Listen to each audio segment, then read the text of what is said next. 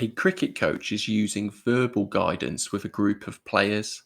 Describe one advantage and one disadvantage of using verbal guidance.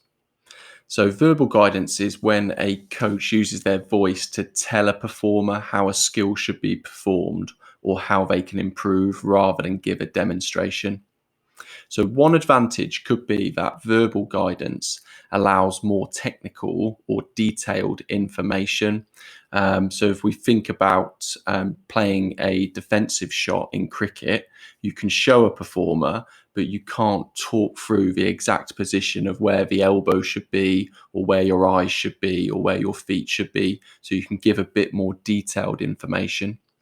You could also say that it's very useful for elite performers who already understand the skill.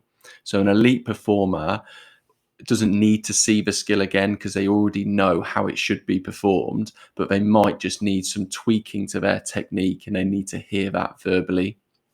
Finally, you could also say that it can be a very useful method to use alongside visual guidance. We also need to give a disadvantage, and you could say that not all of the information might be taken in. Um, so if you're watching something, you're more likely to take it in. If you're hearing it, you're probably only going to take in some of that information. You could also say the performer might lose concentration as the verbal guidance is occurring.